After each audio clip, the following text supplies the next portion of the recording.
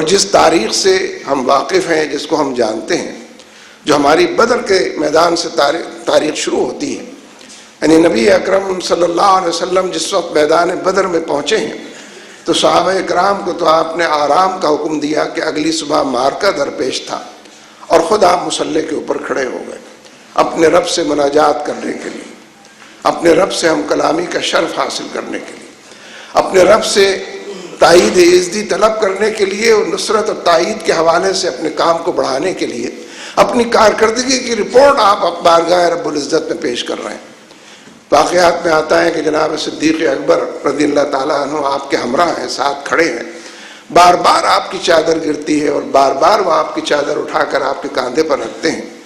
اور آپ محو مناجات ہیں کہ مولا یہ 313 زندگی بھر کی کمائی ہے، یہ 313 وہ 13 سال کے جو مکے میں بسر ہوئے اور وہ 2-2.5 سال جو مدینہ طیبہ میں گزرے، یہ 15 سال کی جمع پونجی ہے، یہ 313۔ یہ کئی وقت کے فاقے سے ہیں، ان کے پیٹ پہ پتھر بندھے ہیں، یہ 313۔ ان کو مناسب لباس میسر نہیں، ان کے جسم پر چیتھڑے لگے ہوئے ہیں، یہ 313۔ یہ ننگے پیر وہاں سے یہاں تک چل کر آئے ہیں، ان کے پیروں کو جوتیاں میسر نہیں، یہ 313 ہیں۔ اور پھر آپ فرماتے ہیں کہ مولا چند اونٹ ہیں، چند گھوڑے ہیں، چند ٹوٹی تلواریں ہیں،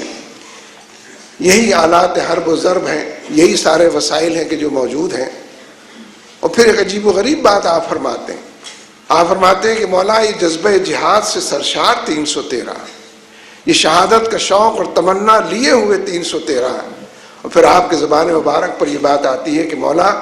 اگر کل کی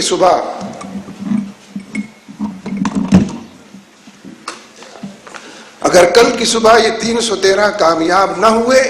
تو قیامت تک تیرا نام لیوا کوئی نہ ہوگا۔ بڑی بات ہے جو آپ کی زبان مبارک پر آئی،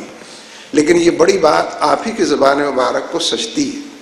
جس نے 13 سال اپنوں کے درمیان غیر ہو کر گزارے ہوں، جس نے 13 سال مکہ معظمہ میں اجنبی رہ کر بسر کیے ہوں،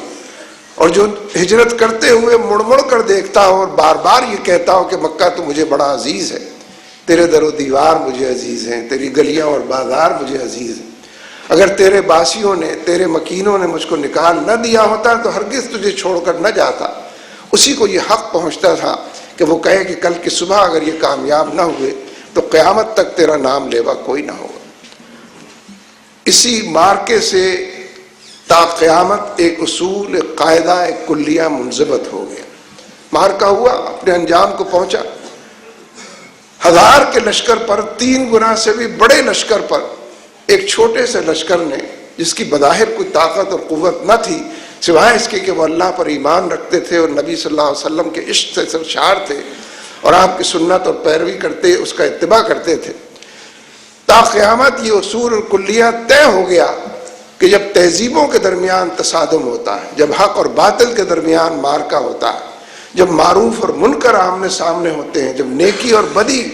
ایک دوسرے کے مد مقابل ہوتے ہیں، تو عددی قوت بے معنی ہو جاتی ہے، اسلحہ اور ساز و سامان بے نیل و مرام ہو جاتے ہیں، اور غلبہ حق کی قسمت میں لکھا ہوتا ہے جو اس کو میسر آ جاتا ہے۔ غلبہ حق کی تہذیب کو اور سچائی کے عنوان کو اسی کے لیے لکھا ہوتا ہے اور وہ بالآخر اس کو دیکھ لیتا ہے۔ لہذا میدان بدر میں جو مارکہ پیش آیا تھا وہ وقت ہے اور آج کا دن ہے،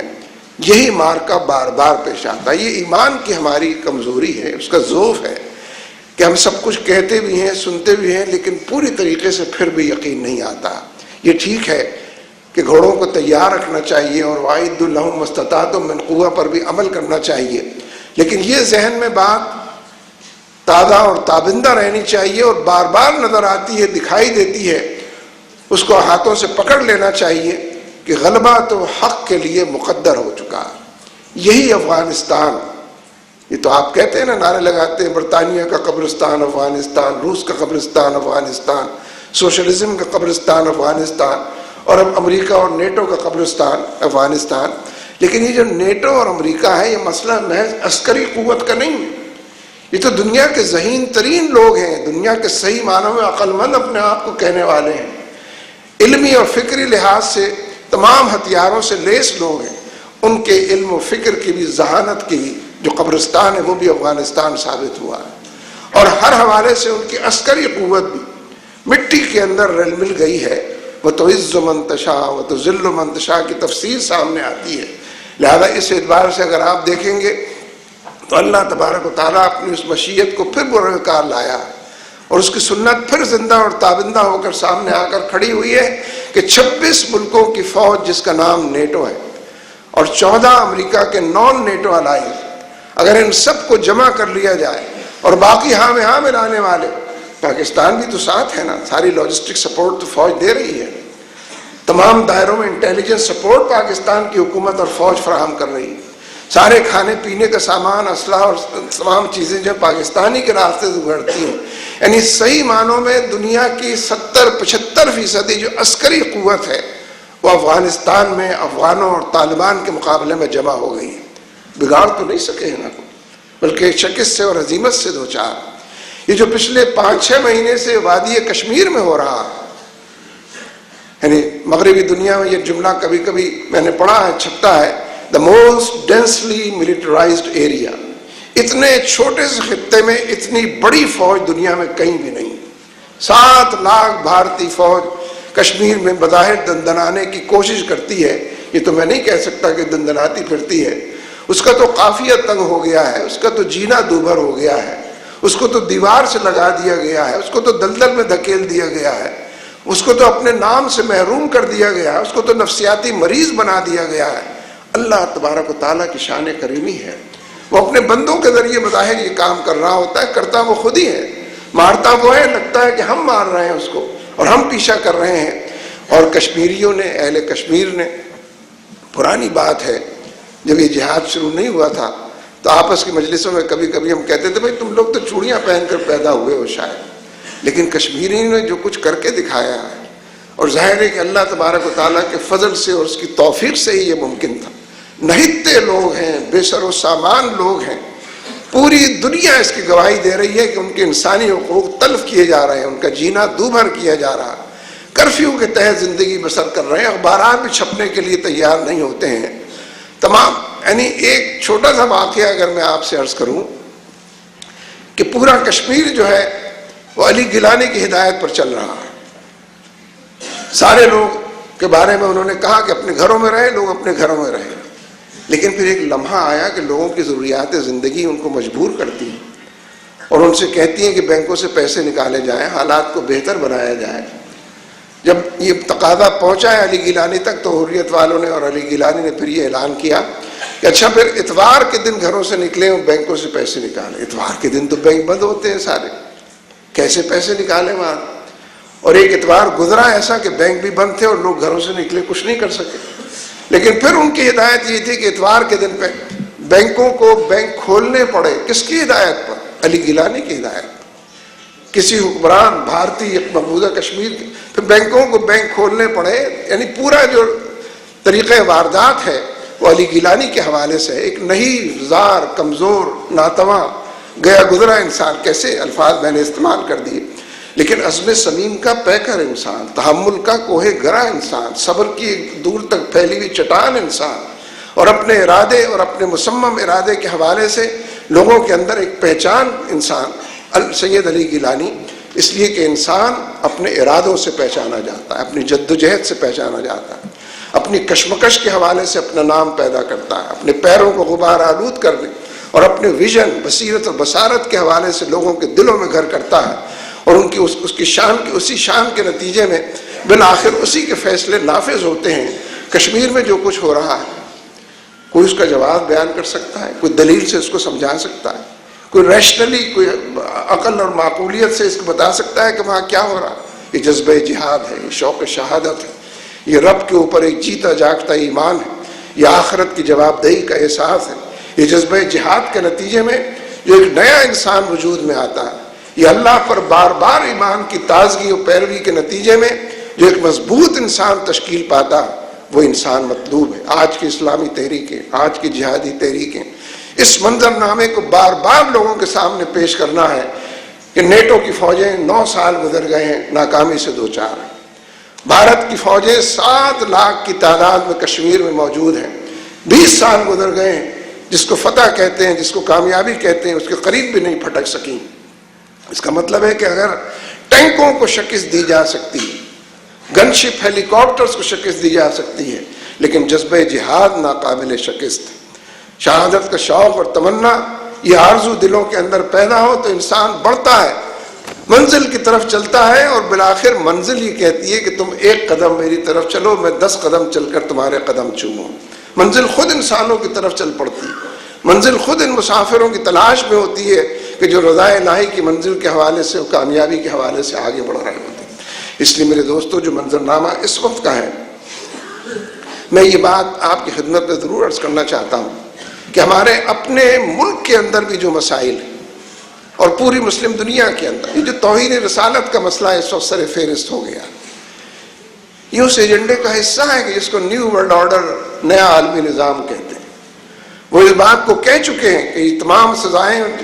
ایک تو عمومی بات کی جا رہی ہے کہ پاکستان میں سزائے موت ہی ختم کر دی جائے، تاکہ یہ کہنا نہ پڑے کہ توہین رسالت کے مرتکب کو سزائے موت ملنی چاہیے۔ یہ الحمدللہ کل جو اجلاس ہوا ہے پنڈی کے اندر بڑے پیمانے پر، تمام مسالک کے اور ہر تمام فرقوں کے لوگ بھی اس میں جمع تھے، تمام دینی تحریکیں، جہادی تحریکیں، اس کے تمام جو ذمہ داران ہیں اس کے اندر موجود تھے، اور تحریک ناموس رسالت کے نام سے اس پلیٹ فارم کا آغاز کیا گیا ہے، اور علامہ ڈاکٹر ابو الخیر زبیر صاحب کو اس کا سربراہ بنایا گیا ہے، کنوینر مقرر ہوئے ہیں۔ ایک کمیٹی بنی ہے جو اس کا پروگرام ترتیب دے گی، اور پرسوں 15 تاریخ کو ایک زیادہ بڑا اجلاس کر رہے ہیں، ان کی سفارشات کے نتیجے میں اس تحریک کو باقاعدہ شروع کریں گے۔ لیکن یہ ایجنڈا کہاں سے آیا؟ یہ وہی نیو ورلڈ آرڈر کا ایجنڈا، یہ جو ہماری پارلیمنٹ نے، پچھلی پارلیمنٹ نے منظور کیا تھا خواتین کے حقوق کے حوالے سے، وہ بھی انہی کا ایجنڈا تھا۔ اب وہ نہ صرف یہ کہ یہ چاہتے ہیں کہ توہین رسالت کے قانون میں ترمیم کر دی جائے، یعنی موت کی سزا نہ ہو۔ بڑے آرام سے یہ جملہ دہرایا جاتا ہے